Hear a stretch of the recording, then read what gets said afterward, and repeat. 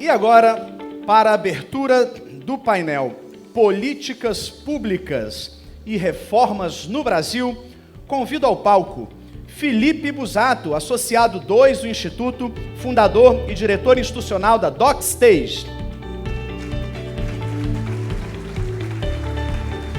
Marcos Lisboa, doutor em Economia pela Universidade da Pensilvânia, foi secretário de Política Econômica, presidente do IRB-BR, vice-presidente do Itaú Unibanco e presidente do INSPER. Atualmente é sócio-diretor da Gibraltar Consulting. E Marcos Mendes, doutor em Economia pela USP, é servidor de carreira desde 1995. Atualmente está no INSPER como pesquisador associado em políticas públicas. Foi chefe da assessoria especial do ministro da Fazenda, assina a coluna quinzenal de economia no jornal Folha de São Paulo e é autor de diversos livros. Também trabalhou no Banco Central e no Tesouro Nacional.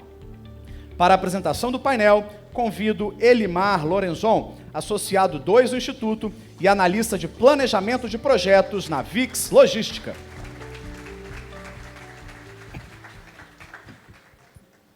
É difícil imaginar uma forma mais perigosa de tomar decisões do que deixá-la nas mãos de pessoas que não pagarão o preço por estarem erradas. Com essa frase, o economista Thomas Sowell nos dá um alerta importante. Tomar decisões certas, de fato, é um desafio para todos. Mas parece que o governo se aproveita desse desafio para centralizar decisões e escolhas que deveriam ser nossas. Estamos cheios de leis, programas, políticas que prometem soluções rápidas e fáceis para problemas complexos.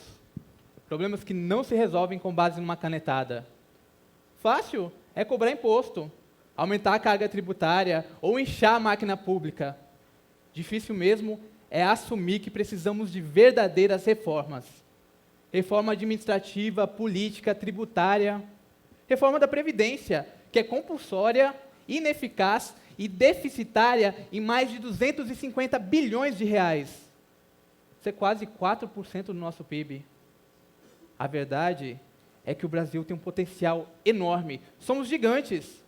Estamos entre as 10 maiores populações, territórios e economias. Mas temos um longo dever de casa a ser feito. O governo ainda comemora quando programas sociais como Bolsa Família atingem recorde no número de pessoas atendidas. Quando foi criado, o programa tinha menos de 4 milhões de famílias cadastradas. Hoje esse número já supera a casa dos 20, um crescimento de 5 vezes. Efetivamente, a cada 4 brasileiros, 1 é beneficiário do programa. Mas será que esse deveria ser o verdadeiro objetivo de uma política pública? O sucesso de um programa social é medido pela quantidade de pessoas que entram ou pelo número de pessoas que se tornam independentes dele? O que vemos hoje em dia é justamente uma realidade perigosa e uma dependência. Dos 26 estados do nosso país, 13 têm mais beneficiários de programas sociais do que trabalhadores com carteira assinada. Enquanto essa for a realidade do nosso país, o sonho de viver uma nação próspera continua no papel. E como já dizia o economista Milton Friedman, nada é tão permanente quanto um programa provisório do governo. E se quisermos mudar essa realidade, precisamos de coragem para fazer o necessário. E essa discussão, ela começa aqui e agora com todos nós.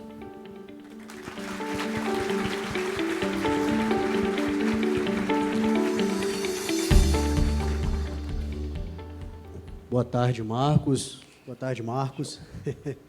Num painel que fala sobre reformas, eu acho que não existe pergunta mais pertinente para iniciar do que traçar um pouco da história das reformas que já aconteceram no Brasil desde os anos 90 até hoje e gostaria de ouvir um pouquinho a opinião de vocês sobre o assunto. Bom, obrigado pelo convite. Acho que o primeiro ponto é, olhando os dados, enfim, desde os anos 70, o Brasil tem 2 características importantes. Bom, tem várias. Uma delas é que, na média, a gente é um país de baixo crescimento, né? O Brasil cresce menos do que países muito menos que demais emergentes e os desenvolvidos, os dados do Banco Mundial estão aí disponíveis.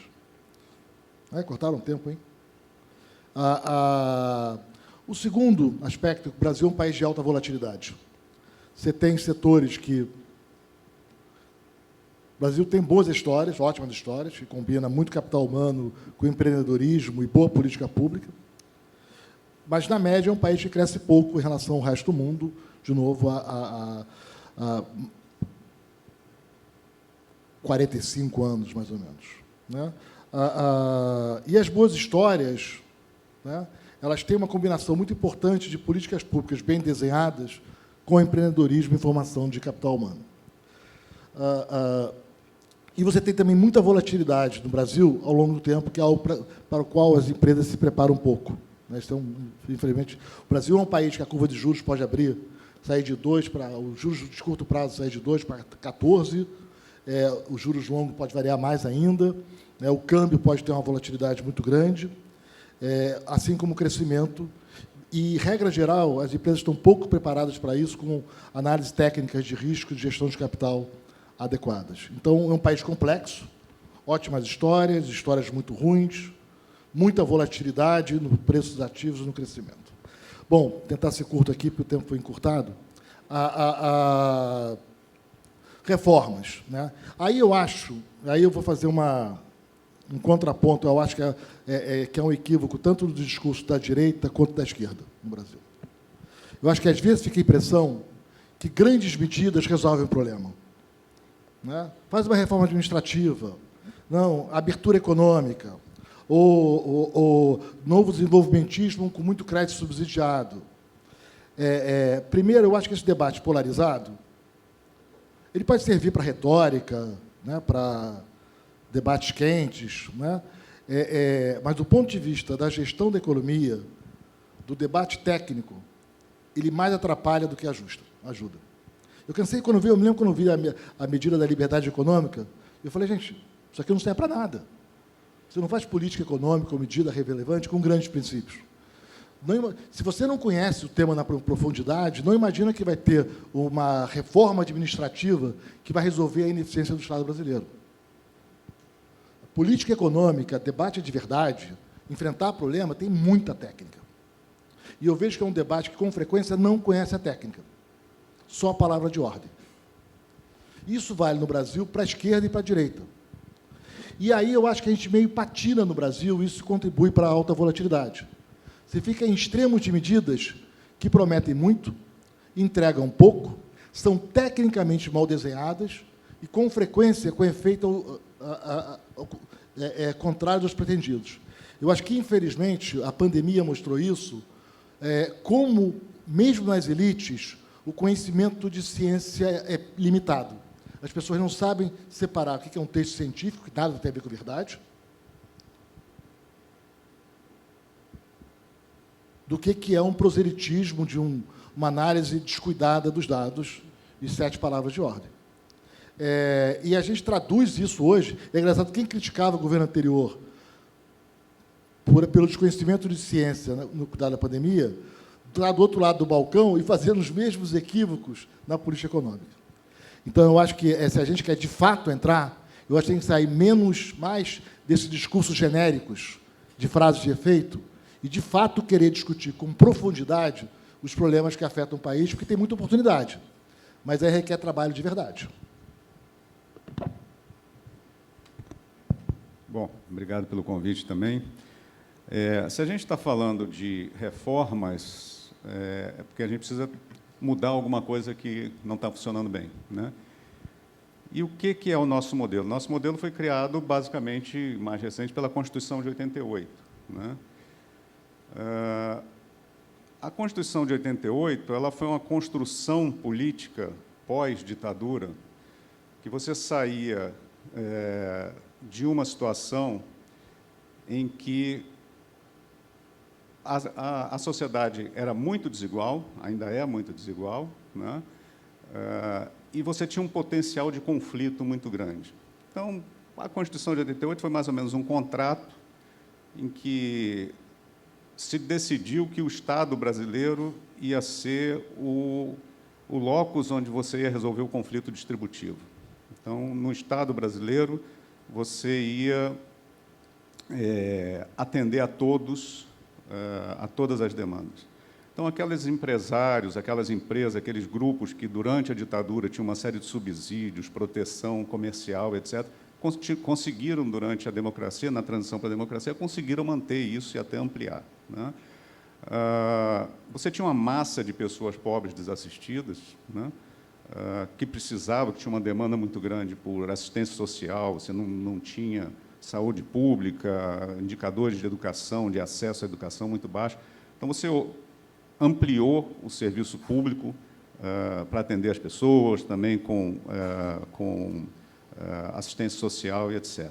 E para a classe média demandando universidade gratuita, demandando salário alto no setor público, isso também foi concedido. Então, nós criamos um modelo que o Estado concedia tudo para todo mundo, só que alguém tinha que pagar a conta, né? Muita coisa boa foi feita, né? Muitas políticas acertadas foram feitas dentro dessa coisa, mas muita coisa incorreta também foi feita. E você acabou criando uma bomba fiscal dentro do Estado brasileiro, que você tem que pagar essa conta toda. No primeiro momento, você pagou com inflação, chegou uma hora que a inflação ficou insuportável, veio o Plano Real, foi bem sucedido, você começou a pagar isso com aumento de carga tributária. A carga tributária bateu 30 e tantos % do PIB, não dava mais, você começou a pagar isso com aumento de dívida pública. E um pouco saiu do controle, né, essa capacidade dos diversos grupos sociais de pressionar o Estado e conseguir extrair alguma coisa do Estado. Daí a necessidade de a gente reformar um modelo que não tem mais condições de atender a todos o tempo todo, né, por um custo tributário e fiscal enorme, que aí começa a emperrar o crescimento.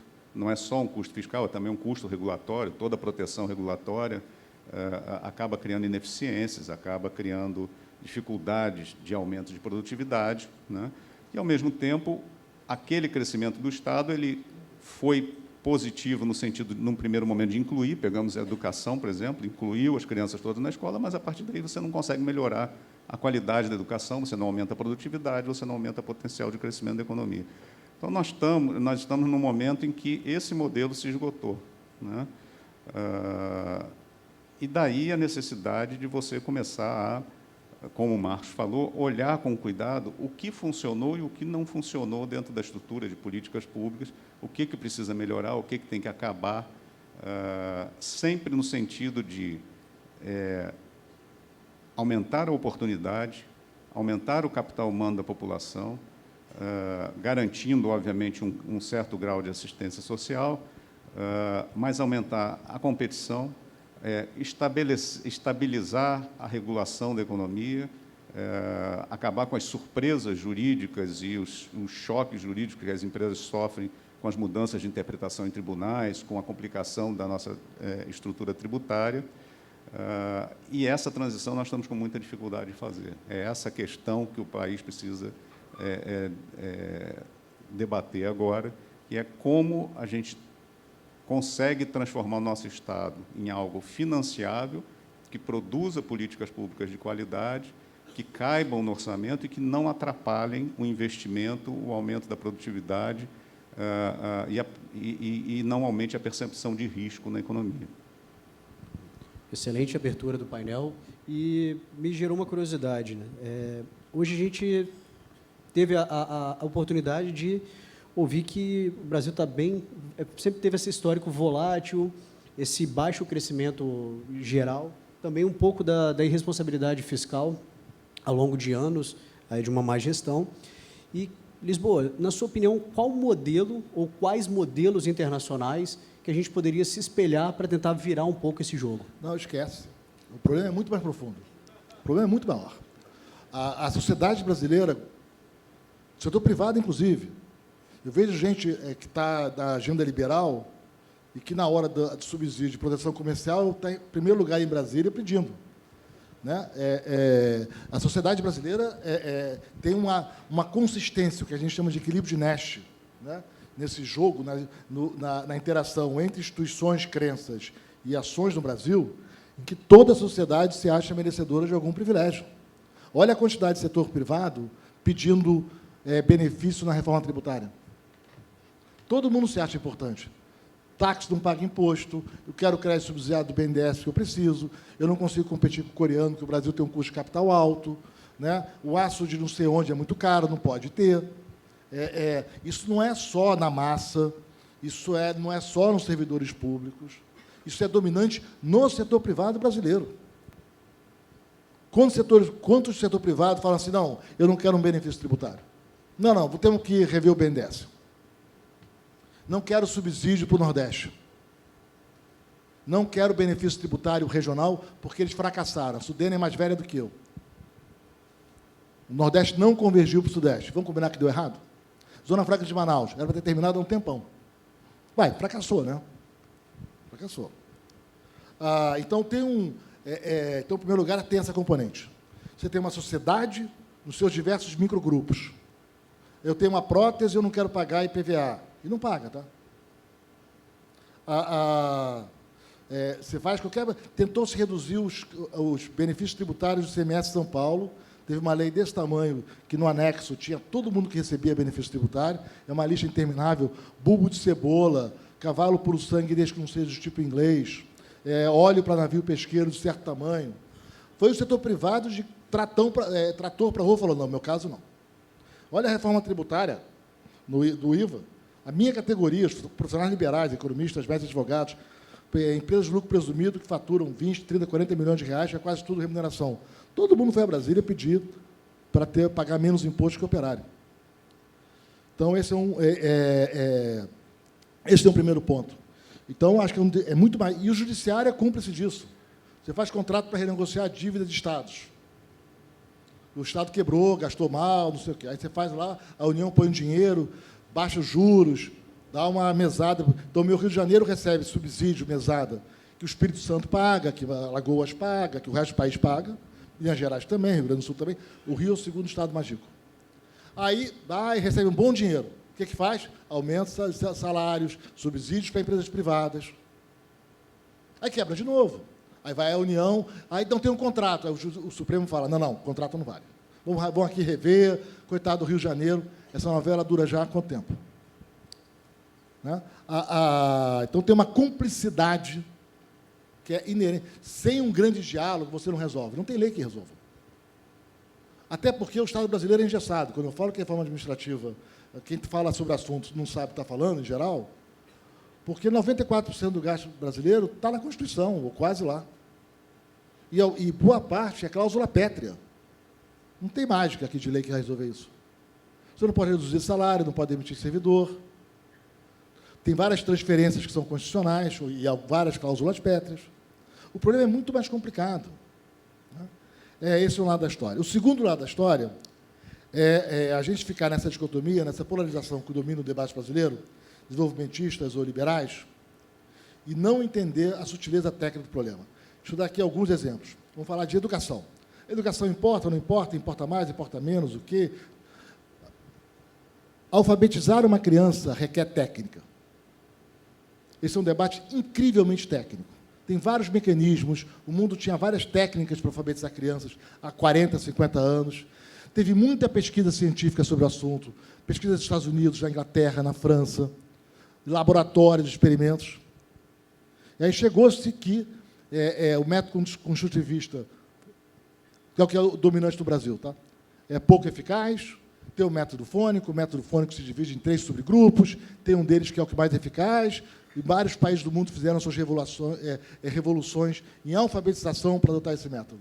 No Brasil, é quase crime de honra você falar no método fônico, quanto mais entrar nessa sutileza técnica. Não é assim que se ensina, não é assim que se faz. A gente tem 75% das crianças no terceiro ano, aparentemente sabem ler, mas saber ler não é saber ler, é conseguir ler 4 frases e entender coisas muito elementares. Você mede letramento no 5º ano, que é conseguir ler meia página de um texto muito simples, entender causalidade, saber separar fato de opinião, só 50% sabe. A gente tem um dos piores resultados possíveis em alfabetização, no sentido mais amplo. Nossas notas do PISA demonstram isso. E a gente não consegue entrar no debate técnico sobre como melhorar a gestão da educação. Então, acho que a gente tem que dar um passo além no debate público brasileiro, que é sair dessa aparente grande de modelos e, de fato, ir problema a problema. Qual é a evidência internacional como tratar aquele problema? Qual é a regulação daquele problema específico? Mercado de crédito, como é que funciona? Como é que funciona a lei de falências? Tem evidência empírica sobre o assunto? E sair um pouco, porque essa polarização, ela impede... Primeiro, ela fica num debate muito superficial. Segundo, ela impede, de fato, de tratar o problema. A gente acha que faz uma lei, como foi o caso da liberdade econômica, bom, e aí? Ou vai botar dinheiro no BNDES, como a gente já fez várias vezes, ou mais dinheiro para o desenvolvimento regional, bom, e aí? Né? E a gente, para concluir, tem ótimas histórias no Brasil, de muito sucesso, quando a gente conhece o detalhe. O agronegócio não é uma mágica. Você teve um mega investimento em capital humano. A Embrapa mandou, tinha um diagnóstico claro, terra no centro-oeste é pobre em nutrientes, ela é ácida, tem um problema que as culturas foram desenvolvidas para a zona temperada, não para a zona tropical. O Brasil foi o primeiro país do mundo a domesticar as plantas, várias culturas. Formaram 2.000 pessoas, muito capital, nas melhores universidades do mundo, deram um problema para resolver. Foram anos e anos de tecnologia, de gente, de investimento em ciência e tecnologia, com o apoio do Estado e com o empreendedorismo privado. Ah, quem quebrou, quebrou. A empresa privada que quebra tem que quebrar. Não tem que pedir favor do judiciário para não quebrar, que é o que acontece no Brasil. Se você quer capitalismo que funciona, tem que deixar o mercado funcionar. E se você fracassou, quebra. Né?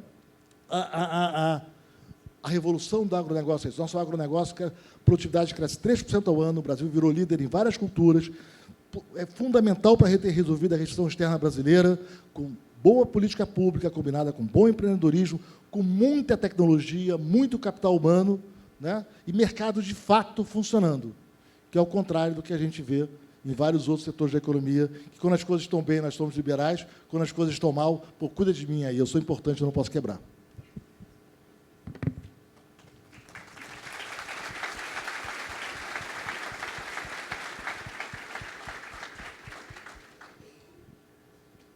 Bom, como o Lisboa falou, a gente tem que olhar a nossa situação e não existe um modelo internacional idealizado, né?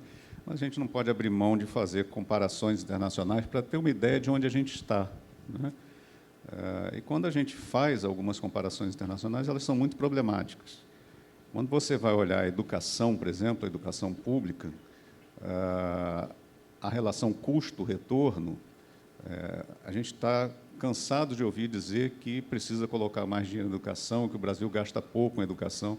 Você pega países que gastam mais ou menos a mesma coisa que o Brasil e as notas no PISA são muito mais altas. Então, tem alguma coisa, essa comparação internacional serve para a gente dizer que tem alguma coisa na nossa tecnologia de educar aqui que não está funcionando, né?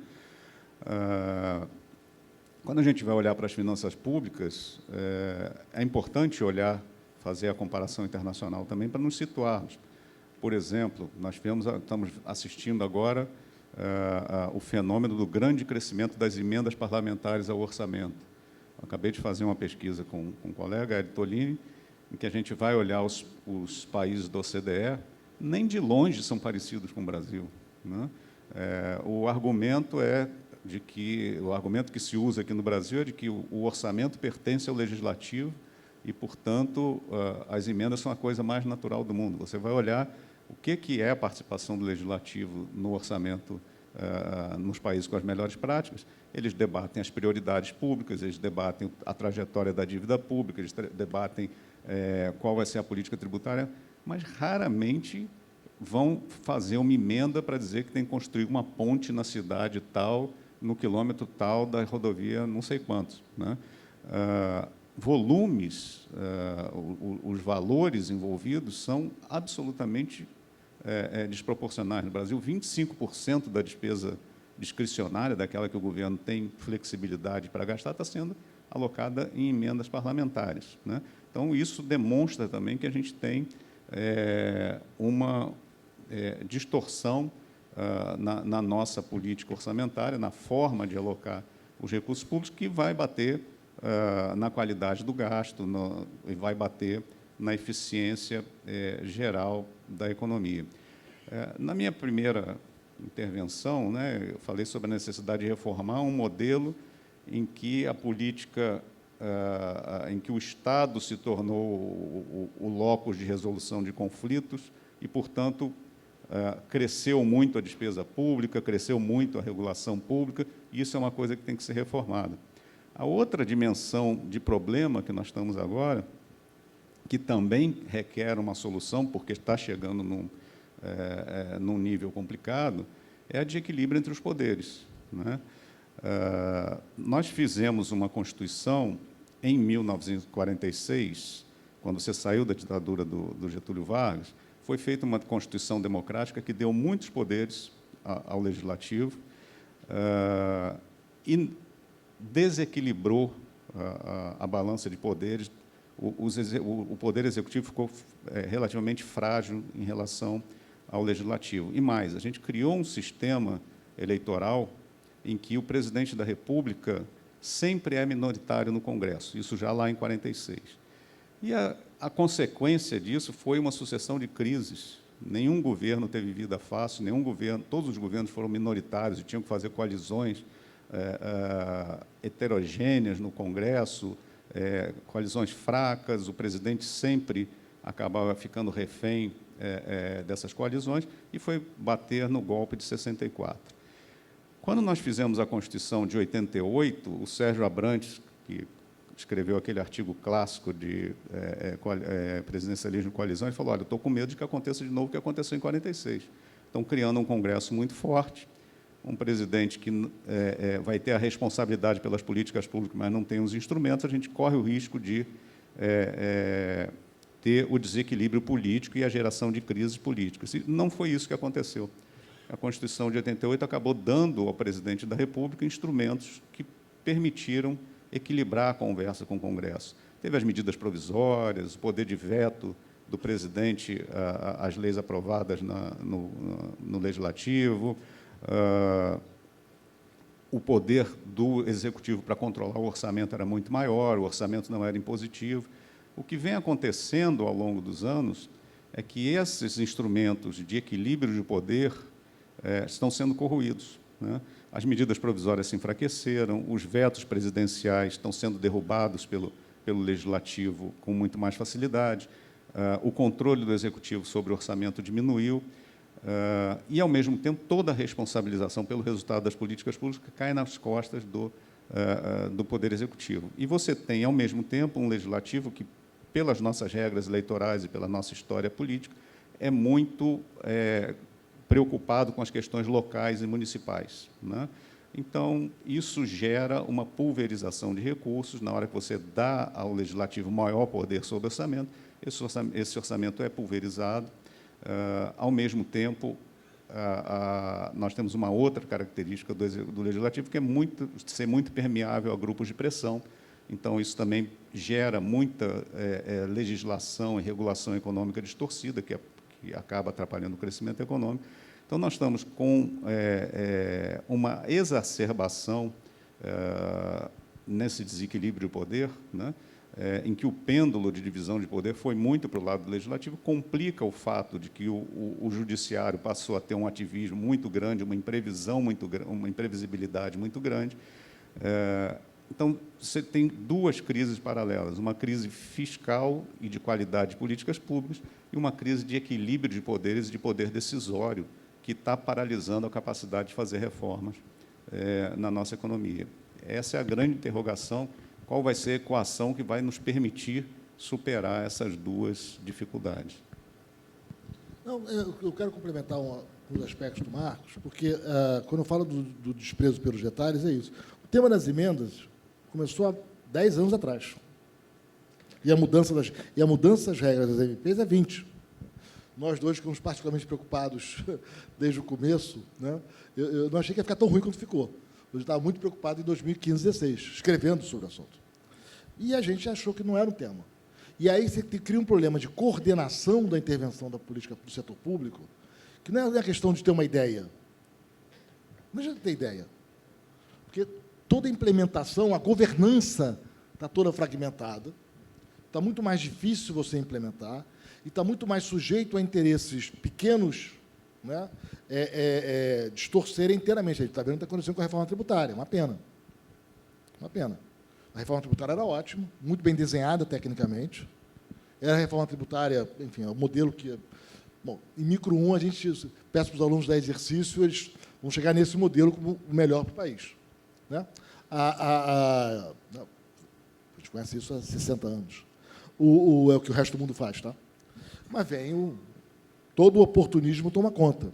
E eu fico muito surpreso como a sociedade se mobiliza pouco por isso.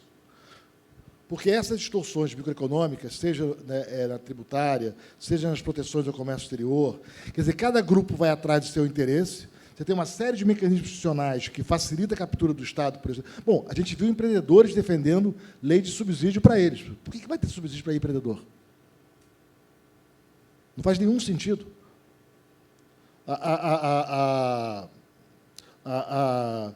Esse conjunto de distorções setoriais explica mais educação, explica quase todo o nosso atraso. Muita pesquisa com dados de painel, muita evidência empírica, tem 30, 40 anos aí de trabalhos muito cuidadosos para entender por que os países são pobres. Eu vi aqui o título. Tá? Eu não estou falando do Acemoglu, porque ele é muito mais os modelos teóricos, que é a grande área dele, não é? E contar histórias de outras pesquisas, é isso que ele faz. Eu estou falando das outras pesquisas. Quem olha dado com cuidado, quem faz teste empírico com cuidado, muito debate. As razões do atraso são essas. Agora, isso não é porque o Estado tem uma má vontade, porque o Legislativo não funciona, não.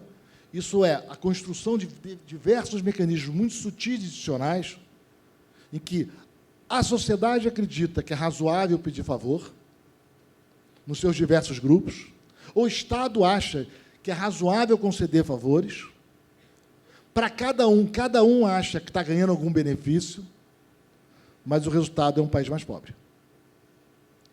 Essa é uma parte. O segundo, eu vejo que a gente fica, às vezes, em grandes temas, mas, por exemplo, um fator de atraso do Brasil é o mau desenho e a fragilidade das agências reguladoras. Qual é o papel delas, qual é a missão de longo prazo, como é que é o processo de nomeação de cargos, qual é o papel do executivo, né, nas concessões, qual é o papel das agências, com estabilidade de longo prazo. Você vai investir numa rodovia, em um porto, isso são investimentos de 30 anos de maturação, 20 anos de maturação. Você precisa ter muita clareza para reduzir a incerteza, porque toda a incerteza sobre o futuro vira prêmio de risco. Num país que já tem risco demais e que tem juros real alto demais. Mas aí você vai ter estradas ruins. Mas se vai ter estradas ruins, os investimentos vão ser pouco produtivos. Você perde competitividade internacional.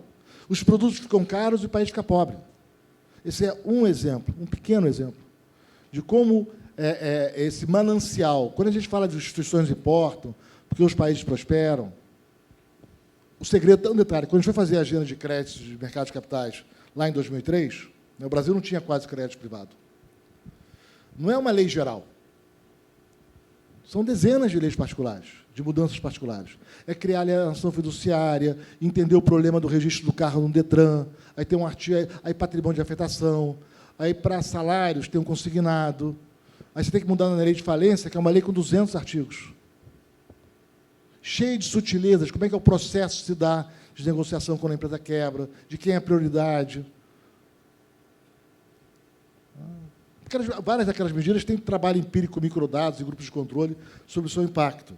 Mas o que eu queria convidar vocês é que, ao entrar no debate sobre política pública, tem que fazer como fazem os gestores do setor privado, os empreendedores que têm sucesso. Os detalhes importam.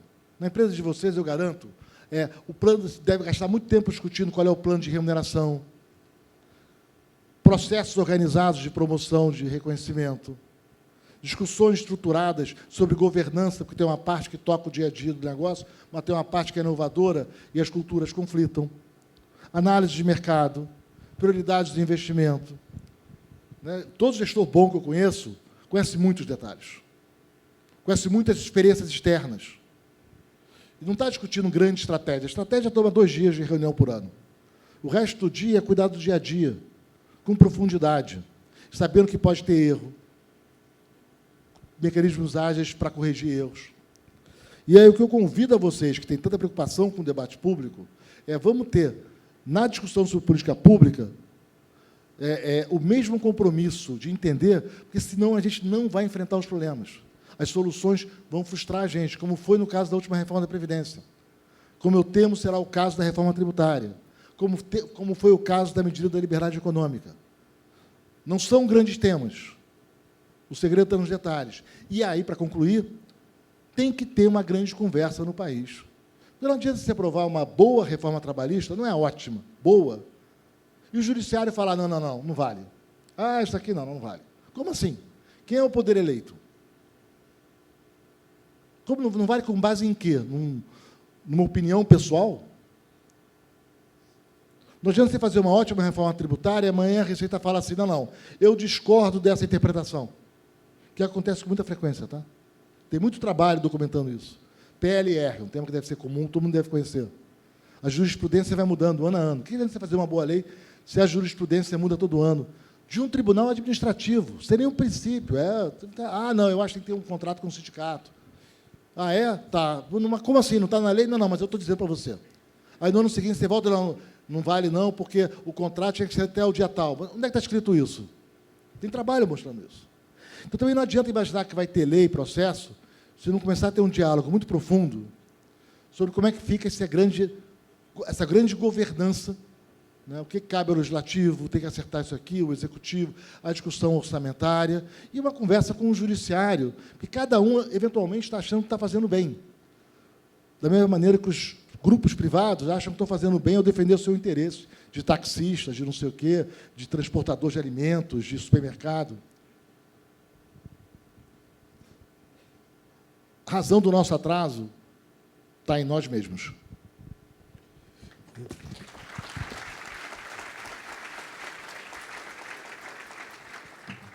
O grande dilema, Marcos, acho que na opinião de quase todos, é como é que você concilia, porque, de fato, esses incentivos fiscais, esse manicômio tributário que a gente vive, esse ativismo judicial, principalmente do Supremo, como é que a gente, na prática, concilia a conversa numa sociedade civil com os poderes para que a gente equilibre aí da melhor forma essa balança para o futuro? Mas eu quero só tirar, porque assim, isso eu enfatizo, o problema é geral. Aí a empresa quebra, tem uma lei de falência bem escrita lá, direitinho, e ela fala assim, não, tem que afastar o prazo de 130 dias, porque eu não consigo. E essa coisa de garantia real não vale, porque senão eu não consigo funcionar, e eu sou importante. Afasta a lei. É impressionante como também o setor privado no Brasil piora o país. E para o seu benefício localizado, o empresário quebrou, meu irmão, da vida. Você quer economia de mercado ou não quer? Economia de mercado é assim. Muita gente começa, a imensa maioria fracassa, né? E alguns sobrevivem, crescem e ganham. E, eventualmente, um mais antigo fica para trás, porque não conseguiu continuar se modernizando, porque a economia de mercado é dinâmica, esse é o barato dela. A gente não tem uma vida melhor hoje. A gente não vive 2 vezes mais do que vivia há 200 anos. Não tem uma renda que é 40 vezes maior nos países ricos do que tinha há 200 anos, à toa. Agora, se você não quer, quando quebrar. Quando quebrar, pede que o Estado intervenha. Você pegou um leasing para comprar um automóvel, pagou 70% da dívida, está inadimplente, fazendo, não pode retomar o meu carro. Pô, o leasing é grande, eu sou pequeno. Né? Eu já paguei 70%, o carro é mais meu do que do leasing. Isso ganhou jurisprudência. Eu conto essa história para estrangeiros, eles acham que eu estou inventando história. Fala assim, Marcos, você virou Gabriel Garcia Marques, realismo fantástico. Fala assim, não, no Brasil é assim. Aí você vê o setor privado, por exemplo, você vai discutir Sistema S. Quero discutir Sistema S. A parte do Sistema S é pago pelo trabalhador. A contribuição legal é da empresa, a contribuição econômica é do trabalhador. Um pedaço grande vai para confederações, federações, setor privado, que são monopólios que representam os empresários. Que tal o trabalhador pagar um tributo que não passa pelo governo e vai para um sindicato empresarial que vai disputar os temas com os trabalhadores? Bacana isso, né? Bacana, né? Estou fazendo sindicato com monopólio, com dinheiro de você, com quem eu estou em conflito. Então, acho que assim, se a gente quer, de fato, enfrentar os temas, vamos enfrentar de verdade, vamos defender um IVA que seja um IVA igual para todo mundo, economista não pode ter benefício, médico não pode ter benefício, não deveria ter simples. Não deveria. Não tem Simples em outros países do mundo, um sistema privilegiado dessa magnitude. Agora, no Brasil, a gente tem muita mania de botar a culpa no outro. Esquece de ver quanto a culpa é nossa e tomar atitudes. Se a gente quer pensar no país, vamos tentar começar esse exercício quase impossível, que é começar a defender ideias que sejam boas para o país, apesar de serem contrários aos seus interesses oportunistas de curto prazo. Excelente.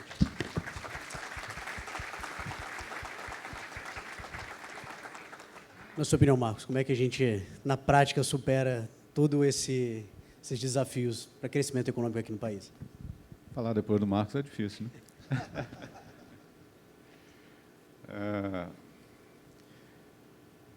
Voltamos ao tema inicial, né? A necessidade de reformarmos a regulação, impedirmos o oportunismo, termos uma regulação igualitária para todo mundo.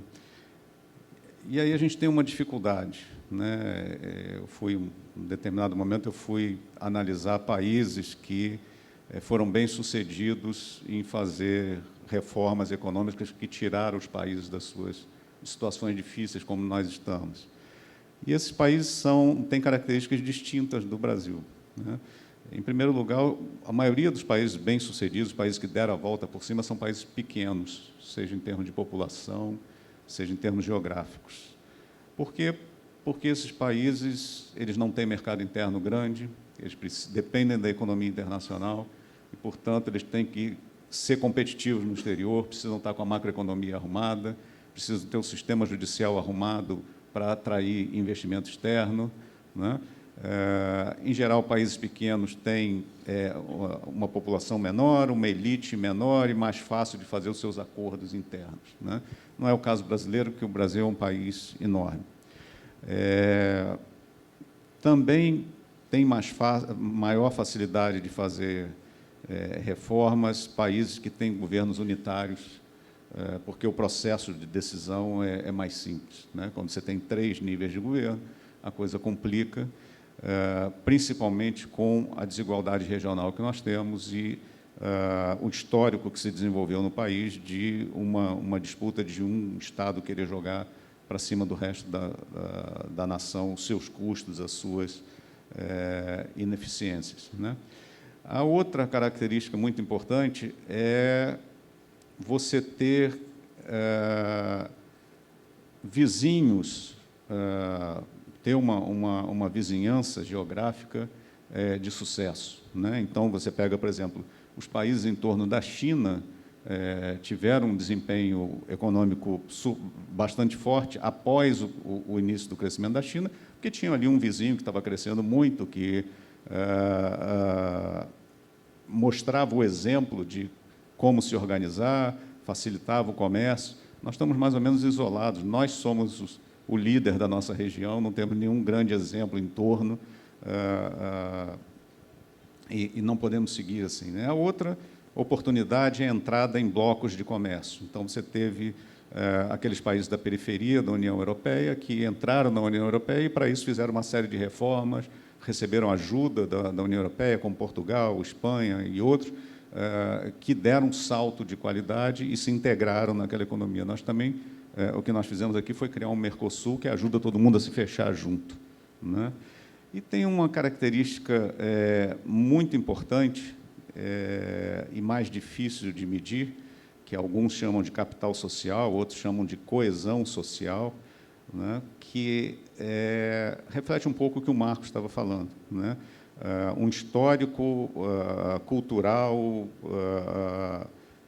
da população de ter respeito pelo coletivo, respeito pelo direito do próximo, respeito pelas regras, confiança nas instituições. E o Brasil, ao longo da nossa história, nós fomos construindo uma sociedade de muito baixo capital social, de muito baixa coesão social. Então, cada um acaba querendo olhar pelo seu lado, você não consegue coordenar decisões, você não consegue fazer negociações, as coisas são sempre muito polarizadas, muito tensas, porque que um lado do espectro social quer é totalmente diferente do que o outro lado do espectro social também deseja, né? Então, por conta dessa característica histórica, demográfica, geográfica do Brasil, nós temos essa dificuldade adicional de fazer reformas e superar essa nossa característica de uma incapacidade de olhar o interesse coletivo antes do interesse privado, né?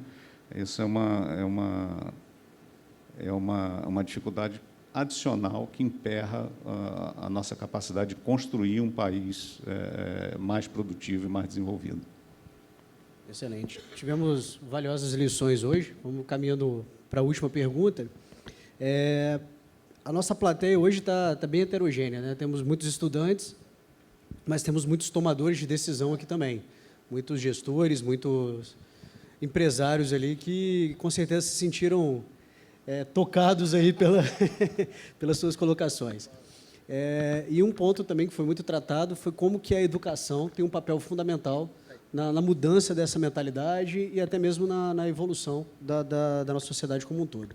Pensando principalmente na nossa plateia mais jovem, por onde começar, por onde buscar esse conhecimento para que a gente realmente vire essa chave aqui a nível de Brasil. Tá bom. Bom, é curioso isso, que o seu tema que eu e Marcos temos, volta e meia a gente conversa sobre isso rindo, né? A gente tem a fama de pessimista, né? Eu falo, não, a gente não é pessimista, a gente é hiperotimista. A gente acha que, se a gente falar dos problemas, o país pode enfrentar alguns desses problemas e nós vamos ficar melhor, né? A gente fala dos problemas que a gente acha que é capaz de superá-los, né? Na verdade, que o Marcos é um cara bem-humorado, eu estou longe disso, né? Mas, enfim, já aprendi a conviver comigo mesmo, né? Mas, para terminar, é o seguinte, quer dizer, um traço importante é que o Brasil tem ótimas histórias. Eu falei do agronegócio, a combinação de tecnologia, boas regras, boas políticas públicas com empreendedorismo privado. Não é trivial isso, não é nada trivial. É muito fácil o Estado ser capturado por interesses privados, é muito fácil os interesses privados serem capturados pelo Estado. Por isso, a importância da governança. A gente fala tanto isso nas empresas, isso vale ainda mais para a política pública. Desenhar isso requer muita atenção. Tem o caso do Porto Digital no Recife. De novo, muito capital humano. Uma universidade de primeira nessa área. Uma grande governança envolvendo Estado, município, Ministério Público, patrimônio, uma área degradada da parte mais antiga do Recife, mais linda. Mas, de novo, capital humano precede sempre. Cheio de detalhes e está um sucesso. Aquela área está há 20 anos de trabalho, 17 mil pessoas empregadas, empresas inovadoras, tecnologia de frente, muita integração com o mundo na área de isolar. A saúde da USP é igual. A educação tem técnica. Educação não é professor na sala de aula discursando. Tem técnica para garantir que nenhum aluno fique para trás, para desenvolver a competência. A maneira de desenvolver a competência é muito peculiar. A integração, o desenho dos programas. A gente faz muito mal a educação no Brasil, inclusive nas escolas privadas de elite. A gente está muito atrasado nisso. E tem muita experiência boa lá e tem muita pesquisa. Mas tem algumas experiências bem-sucedidas no Brasil. O Ceará, tira Fortaleza, tem casos incríveis de sucesso da alfabetização. Números que você fala assim, como é que é? Outras cidades do Brasil, do Norte, também tem. Tá? Vocês vão ficar surpresos com quem faz isso bem feito. De novo, 20 anos de trabalho. Tá? Goiás tem boa educação, em vários aspectos. Vocês aqui pegaram o que os demais estados fizeram melhor. Pernambuco, o ensino integral, deu um salto grande. E estão fazendo um ótimo trabalho nesses últimos 20 anos. E vocês têm uma história que é uma história que tem que ser celebrada. O Espírito Santo, do fim dos anos 80 começo dos anos 90, é de uma crise monumental. Tudo que a gente falou aqui estava ampliada nesse Estado. Muita incompetência na gestão, desequilíbrio fiscal, né? Uma captura pela Assembleia da política pública. Foi igualzinho. Quem mandava aqui era a Assembleia, muita corrupção.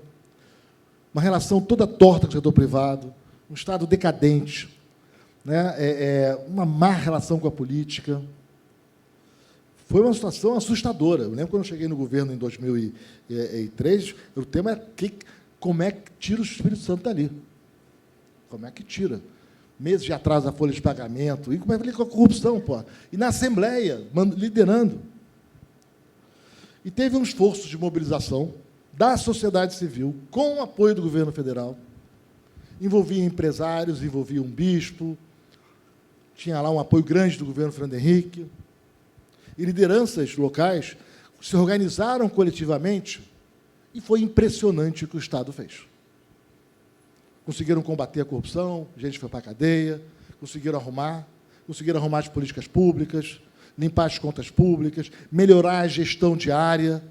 E o salto qualitativo do Espírito Santo, nesses 20 anos, e, na verdade, num processo que começou 10 anos antes, com o Espírito Santo em ação, e tem essa história linda a ser contada, né? E que dá para fazer, mas requer o espírito público, o espírito comum, enfrentar os problemas de longo prazo, né? Construir, né? De fato, pensando no futuro, no ambiente coletivo, para o bem comum, e enfrentar os temas difíceis que envolviam todos os órgãos de poder. Vocês têm uma história linda de sucesso. Tem esperança. Obrigado.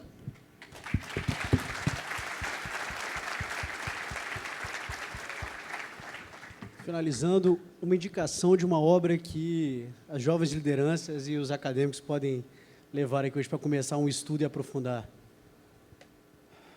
Eu vou fugir da sua pergunta, porque eu queria continuar a resposta do Marcos, né?